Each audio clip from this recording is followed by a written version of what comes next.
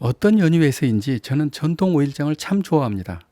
어릴 적 9살쯤인가 영광 오일장에 가서 강아지 한 마리를 사서 안고 30리길을 걸어서 돌아오면서 얼마나 좋아했던지, 그리고 생애 처음 먹어본 외식 짜장면, 그 환상적인 맛을 알게 된 것도 바로 영광 오일장에서였습니다. 한국의 대표 단편소설 이효석의 메밀꽃 필 무렵을 아실 겁니다. 여기서 동희가 왼손잡이인 것을 보고 허생원은 자신의 친자식인 것을 확신하게 됩니다. 늙음하게 피부치를 찾은 허생원은 휘영청 드리워진 달빛 아래 소금처럼 흩뿌려진 메밀꽃밭 사이로 가족을 찾아 길을 떠납니다. 바로 봉평 오일장에서 일어난 슬프고도 아름다운 우리들의 이야기입니다. 세상이 아무리 좋아지고 또 변해도 이렇게 사람 사는 냄새가 있고 인간적인 전통 오일장은 영원히 보존해야 합니다. 우연히 유튜브를 검색하다 대전 유성구 장대동 전통시장 개발 계획을 알게 되었습니다. 그리고 시장 상인들과 여기를 개발하려는 조합과의 심한 갈등이 있는 것도 알게 되었습니다. 유성시장 상인 측은 개발을 반대합니다. 100년 이상 이어온 오일장과 전통시장을 보존해야 한다는 입장입니다.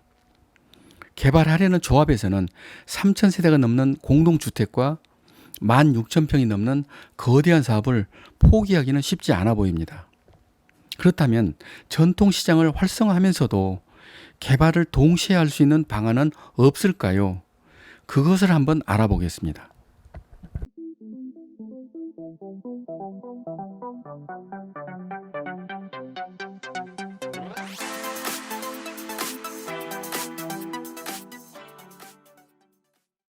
외국의 사례를 보니 그들도 역시 전통시장의 쇠퇴로 우리와 똑같은 고민을 하고 있었고 나름의 특단의 방법으로 성공을 한 사례가 있었습니다.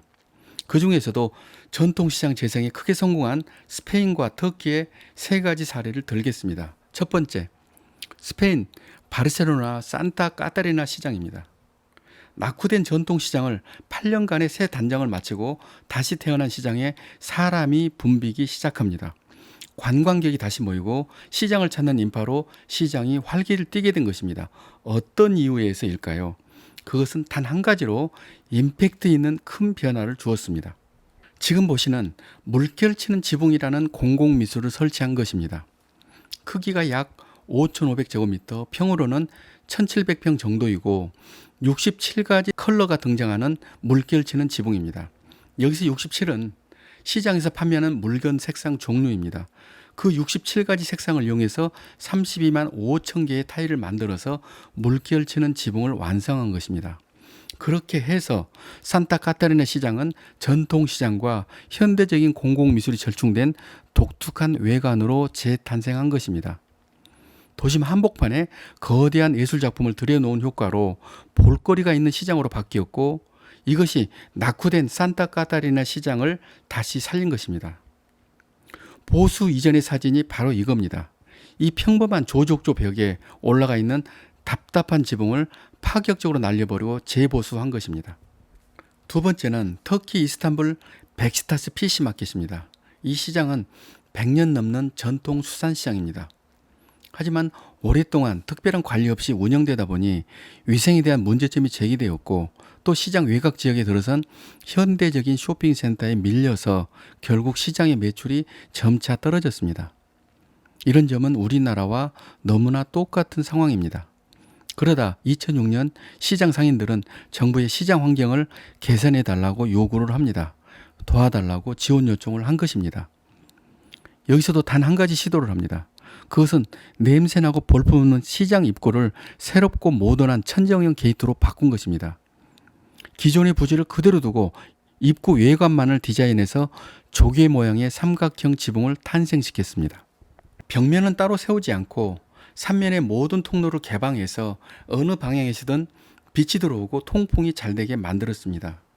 개방적인 구조 덕분에 더 위생적이 되고 깨끗하고 냄새도 줄고 시장을 지나가던 사람들이 쉽게 드나들면서 인구 유입도 증가하게 되었습니다.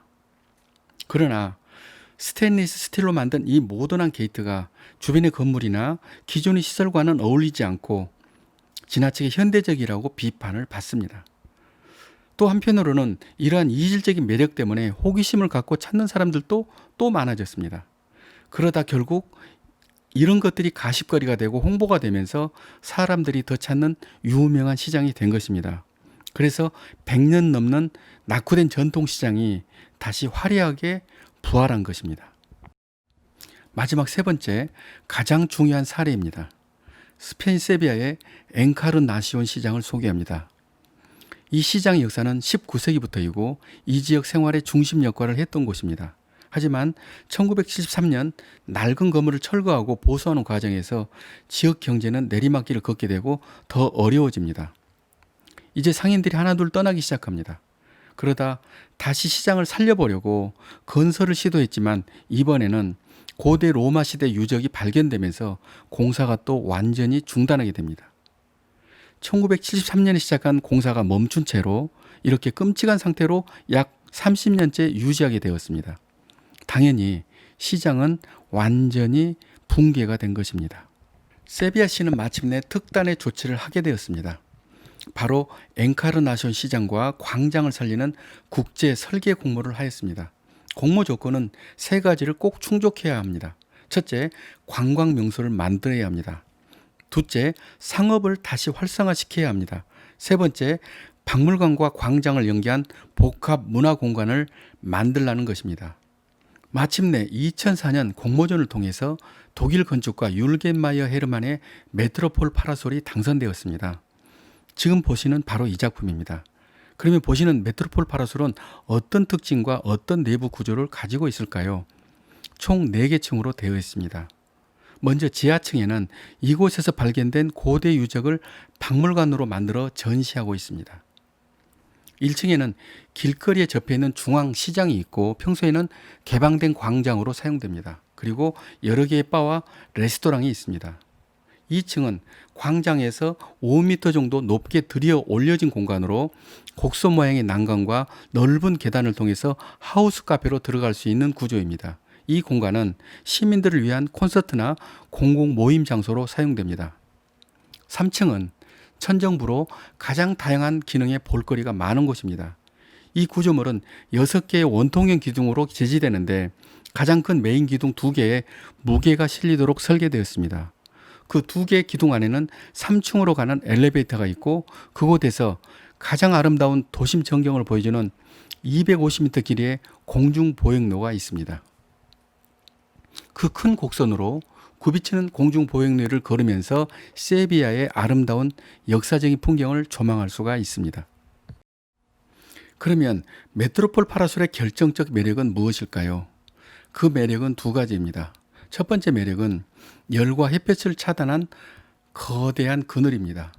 세비야의 여름은 특별히 더 무덥고 습하기로 유명합니다. 시장에 사람이 모이게 하려면 커다란 그늘이 필요했고 그래서 그들은 거대한 파라솔을 설계한 것입니다. 그리고 뜨거운 여름에 구조물이 달아오르는 열을 해결해야 했습니다. 그래서 커토라는 목재를 개발하게 됩니다. 이 커토는 얇은 목재를 여러 개 붙인 구조로 일종의 베니에합한 구조를 상상하시면 될 것 같습니다. 이 목재를 박스 형태로 조립하고 폴리우레탄 코팅을 하게 됩니다. 그렇게 해서 햇볕과 습기로부터 목재 파라솔을 보호하고 가벼우면서도 완벽하게 방열까지 되는 세계에서 가장 크고 아름다운 목조 구조물을 설치하게 된 것입니다. 2번째 매력은 메트로폴 파라솔이 아주 혁명적으로 아름답다는 것입니다. 리듬이 느껴지는 패턴으로 반복되는 그리드, 그리고 곡선으로 굽이치는 형태미가 압권입니다. 전문가든 일반인이든 누구든지 보면은 감탄사가 절로 나오는 멋진 모습입니다.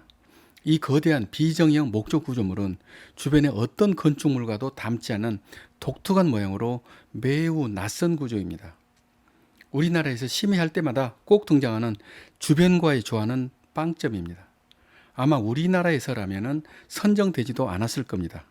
스카이라인이 어떻고 주변 구조물과 맞지 않다, 이질적이다, 나무는 불에 타고 내구성이 없다, 안전성이 없다 등등 여러 이유로 이 작품은 선정되기 어려웠을 겁니다.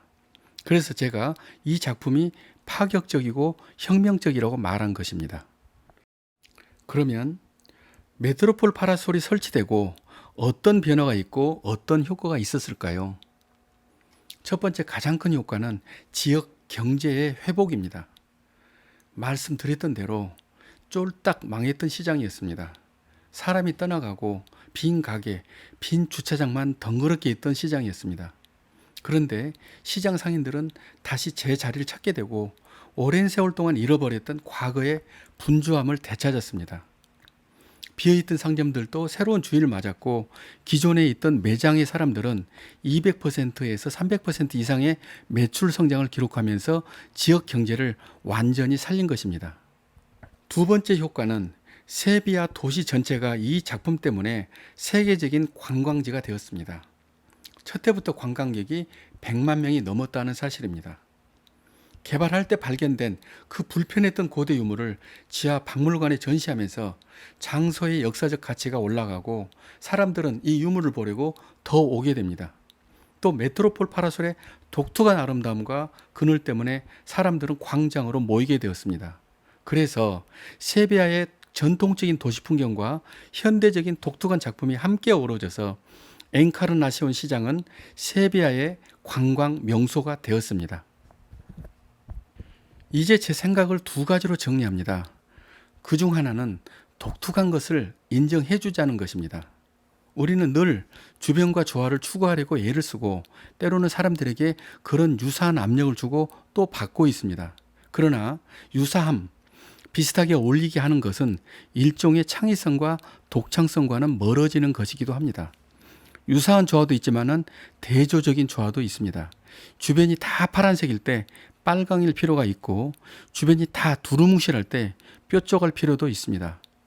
우리가 본 메트로폴 파라솔이나 백스타시 피시마켓의 삼각형 게이트 그리고 산타 카타리나 시장의 물결치는 지붕은 주변과 그다지 조화롭지도 않았습니다. 이것들은 다른 주변 것들과 유사한 구조는 아니지만 전체를 새롭게 하여 시선을 끄는 매력이 있습니다. 특히 여기서 본 메트로폴 파라솔은 하나의 혁명이었습니다. 몸을 틀어 솟구쳐 오르는 거대한 파도 같기도 하고 공룡이 꿈틀거리는 듯한 몸짓 같기도 합니다. 그 공룡 같은 파도가 세계 각국의 사람을 모이게 하고 그 인파로 세비야 도시가 살게 되었습니다. 그래서 그 주민들의 삶이 더 윤택하게 된 것을 기억해야 합니다. 두 번째는 전통을 보존하는 방법은 지키는 것도 좋지만 개발과 함께하는 전통 보존 방법이 더 성공한다는 생각입니다. 다시 유성구 전통시장으로 돌아갑니다. 답은 나온 것 같습니다.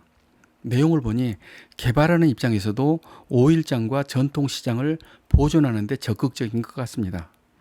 제가 만약 유성시장 측이라면 개발에 적극 동조하겠습니다. 단 시장 부분의 설계만은 적극적으로 참여해서 하이라인 디자인에서는 메트로폴 파라솔처럼 시선 끄는 랜드마크를 꼭 만들게 하겠습니다. 로우라인 디자인에는 전통적인 볼거리가 가득한 콘텐츠를 넣어서 사람들을 과거와 현재가 공존하는 특별한 거리에 모이게 하겠습니다. 만약에 전통시장 보존을 위해서 그대로 두거나 소극적인 변화를 하면 좋아질까요? 제 생각은 전혀 그렇지 않습니다. 저는 전국 전통시장 어디를 가도 똑같은 천정 아케이드, 똑같은 통로 디자인에 질렸습니다. 그 시장에서는 사람들이 나물도 팔고 붕어빵도 팔고 그저 그런 모습으로 시장이 운영될 겁니다. 추석 명절, 설 명절에 잠깐 사람이 모이겠지요. 딱 그 시기만 잠깐입니다. 그저 그렇게 또 몇십 년이 흘러갑니다. 저는 파격적인 변화만이 전통시장을 살린다고 확신합니다. 이런 유성구 장대동 같은 개발의 찬스는 평생 다시 보기 어려운 절호의 찬스입니다. 꼭 성공시켜서 한국의 메트로폴 파라솔 같은 성공을 이루시기 바랍니다. 여기까지입니다. 저는 대한민국이 문화예술 강국이 되는 것을 꿈꾸는 작가 이철이었습니다.